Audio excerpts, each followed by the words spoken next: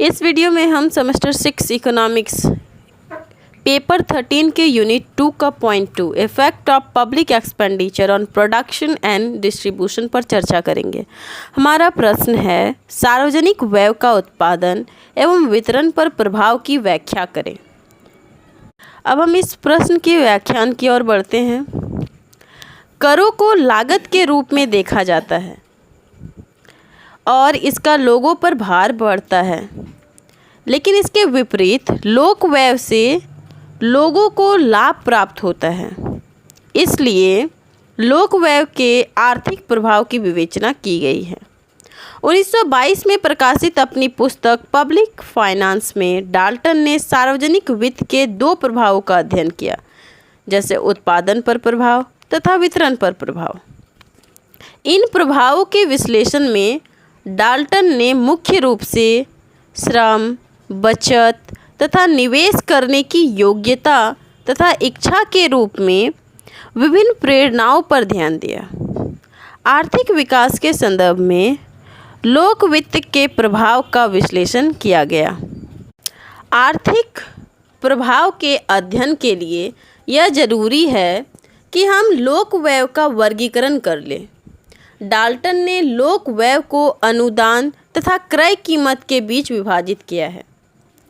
इनके बीच विभाजन ठीक उसी प्रकार किया गया है जिस प्रकार लोक आय को कर तथा बिक्री कीमत के बीच बांटा जाता है। अब हम लोक व्यय का अलग अलग तत्वों पर प्रभाव देखेंगे। उत्पादन पर लोक व्यय का प्रभाव, effect of public expenditure on production. उत्पादन पर लोक वित्त के प्रभाव की विवेचना के लिए मुख्य बात यह है कि लोक व्यय तथा करारोपण द्वारा बड़ी मात्रा में आर्थिक संसाधनों का स्थानांतरण सरकारी नीति द्वारा निर्धारित स्रोतों में होता है।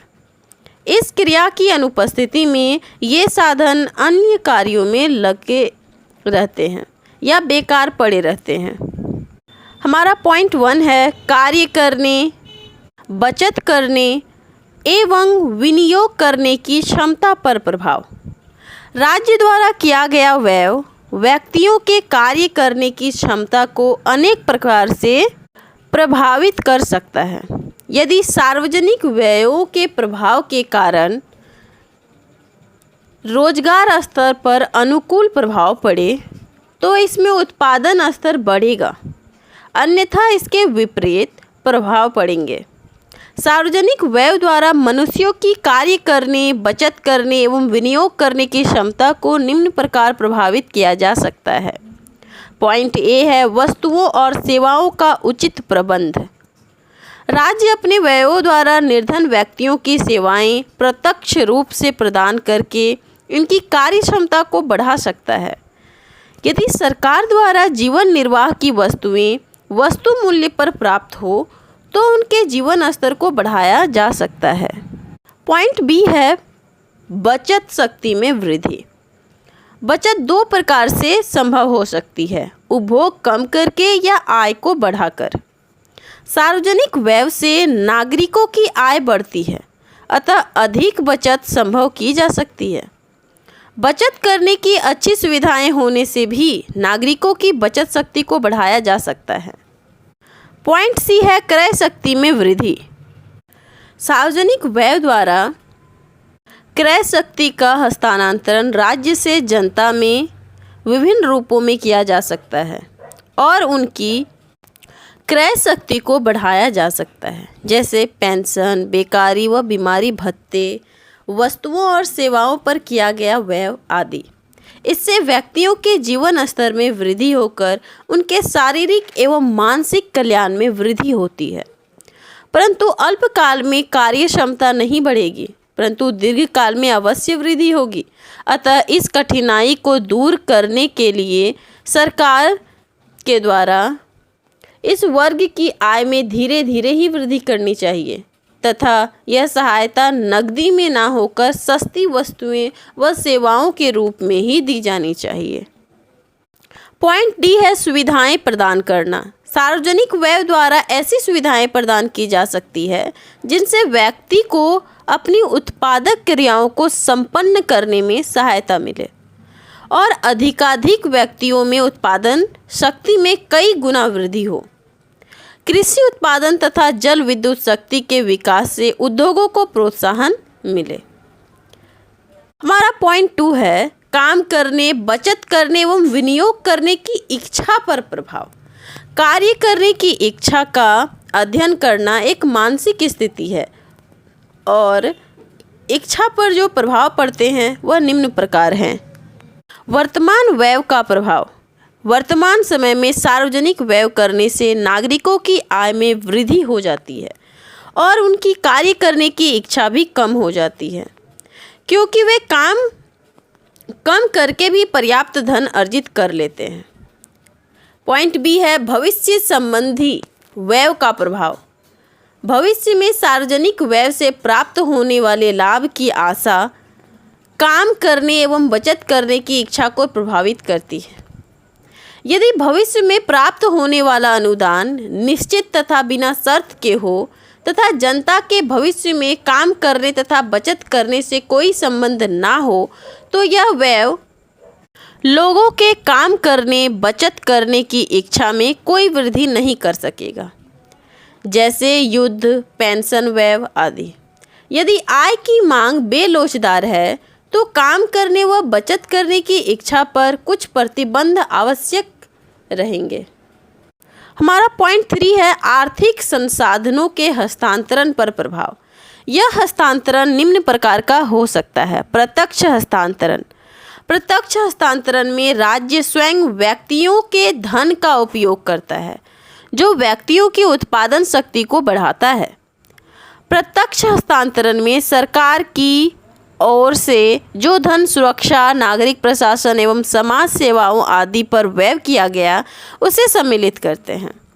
अप्रत्यक्ष हस्तांतरण। पॉइंट बी, जब सरकार स्वयं सार्वजनिक व्यय ना करके देश में एक ऐसे उपयुक्त वातावरण का निर्माण कर दे कि उससे लोग स्वयं ही अपनी पूंजी को किसी देश की ओर उत्साहित करने लगे, तो उसे अप्रत्यक्ष हस्तांतरण कहेंगे। उदाहरण के तौर पर शिक्षा, स्वास्थ्य, तकनीकी आदि के विकास पर सरकार अधिक खर्च करती है। ऐसे व्यय द्वारा परोक्ष रूप से श्रम, बचत एवं विनियोग करने की न केवल योग्यता बढ़ती है बल्कि इच्छा भी बढ़ती है। अब हम सार्वजनिक व्यय का वितरण पर प्रभाव का अध्ययन करेंगे। Effect of public expenditure on distribution. डी उल्फ के अनुसार लोक व्यय के वितरण संबंधी प्रभाव को 4 प्रकार से देखा जा सकता है। पॉइंट 1 है मौद्रिक प्रवाह।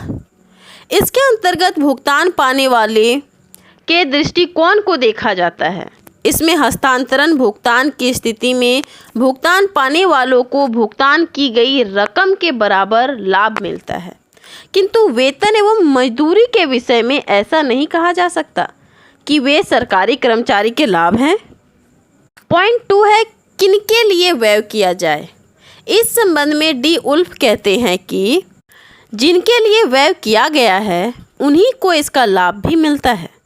जैसे शिक्षा पर व्यय के विषय में यह माना गया है कि इससे छात्रों के परिवारों को लाभ मिलता है, लेकिन डी उल्फ की इस विचारधारा के विरुद्ध आपत्ति उठाई गई है, क्योंकि आवंटन जिस वस्तु का होता है वह लाभ नहीं, लागत है। लाभ की पृथक माप मुश्किल कार्य है, क्योंकि लाभ लागत से अधिक या कम भी हो सकती है। इसकी आपत्ति यह है कि शिक्षा, स्वास्थ्य तथा अन्य अनेक क्रियाओं से संबंधित बाह्यताओं पर विचार नहीं किया जाता है। पॉइंट 3 है व्यवहार। व्यवहार का संबंध कीमत, मजदूरी, लाभ, मूल्य आदि पर लोक व्यय के प्रभाव से है। जैसे सरकारी वेतनमान सभी विश्वविद्यालयीय स्नातकों के लिए स्टैंडर्ड का काम कर सकता है, और जहाँ पर ऐसा नहीं है वहाँ सरकारी मांग शिक्षकों, इंजीनियरों तथा अर्थशास्त्रियों आदि के सापेक्ष वेतन को प्रभावित कर सकती है। पॉइंट 4 है लाभ भार। लाभ भार को जानने का यह तरीका है कि सरकारी सेवाओं से लाभ प्राप्त करने वालों से यह पूछा जाए कि यदि उन्हें इन सेवाओं को खरीदना पड़ता जो कि सरकार की तरफ से उन्हें मिल रही है, तो फिर वे इन मिलने वाली सेवाओं की कितनी कीमत देते। इससे लाभ भार को जाना जा सकता है, लेकिन इस विधि को व्यवहार में लाना कठिन है, क्योंकि अधिकांश सेवाएं ऐसी हैं जिनसे सामूहिक लाभ मिलते हैं। अब हम इस प्रश्न का निष्कर्ष निकालेंगे। निष्कर्ष है, लोक व्यय किसी देश की अर्थव्यवस्था का सबसे बड़ा आर्थिक क्षेत्र है। अतः यह उपभोग, विनियोग तथा लाभ के पैटर्न को निर्धारित करने में महत्वपूर्ण भूमिका निभाता है। लोक व्यय के पैटर्न का प्रभाव व्यक्तियों के स्थानांतरण निर्णयों पर भी पड़ता है। अंतर्राज्यीय पथों के निर्माण के कारण मोटर यात्रा की गति भी तेज हो गई है। इससे नागरिक प्रसार तथा विकास में सहायता मिली है।